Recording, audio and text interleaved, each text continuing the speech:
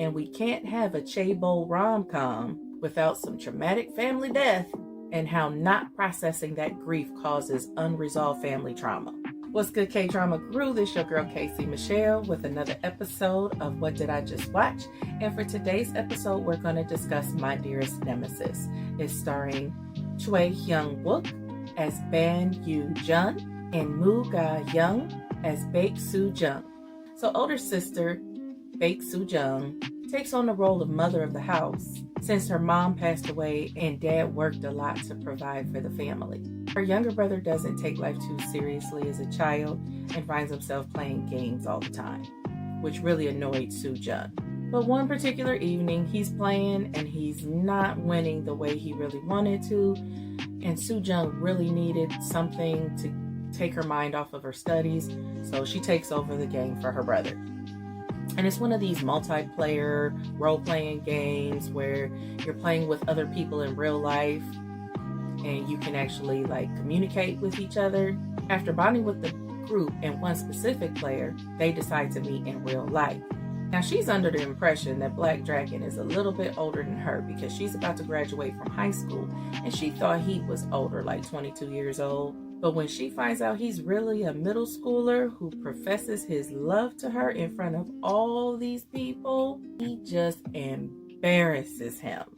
I mean, crushes his whole little spirit and does the Mortal Kombat move to finish him for good measure, to make sure he understood just how upset she was about him misrepresenting himself to her. Time warp. Several years later, she's working at the Young Sung department store and she keeps driving away her bosses because her work ethic is so ridiculous that it drives her bosses away until she meets someone who matches her energy. And that happens to be Ban Joo Yeon, who is rumored to be more than just the chief, but is also the grandson and heir apparent. This sets the stage for some spectacular back and forth between the two of them as they try to one-up each other for power and influence over each other. But from time to time, they say some things to each other that actually creates this questionable tension between the two of them about if they really can have a relationship. But there's definitely one thing that's standing in their way, and that's the age gap. And we can't have a chaebol rom-com without some traumatic family death and how not processing that grief causes unresolved family trauma. And this trauma follows Joo Yeon into his adulthood and to his career. He's forced by his grandma to represent himself 24/7 as this serious person, indulging in no pleasure and no leisure. And let's face facts, this is not sustainable for an emotionally healthy individual. So when Su Jeong finds out his secret life, that's when the real fun begins. Now both of them have friends who get entangled with each other while they're trying to figure out their situation. And when these friends realize that they are each other's first loves, they disagree on the best way to handle the situation. Should they manipulate them into leaving each other alone so that the truth isn't revealed?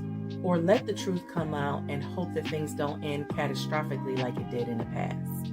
Though this series was short, it packs a lot into it, bringing up lots of issues surrounding unresolved grief, divorce, familial pressure to take care of everyone, and as always, misunderstandings due to a lack of communication. The second leads and the side characters were well written, making this a really pleasant watch. Now, if you're not comfortable watching shows with younger actors, if you prefer watching actors that understand memes like this on a personal level, then you're probably not going to like this series. Or if you're triggered by grandma's behavior, because someone really should have sat her down and told her she needs some therapy, or she needs to let somebody else raise the grandson because she was doing a terrible job, then you'll probably want to steer clear of this series. You may not be happy and you might find yourself yelling a few expletives every time grandma finds herself on the screen.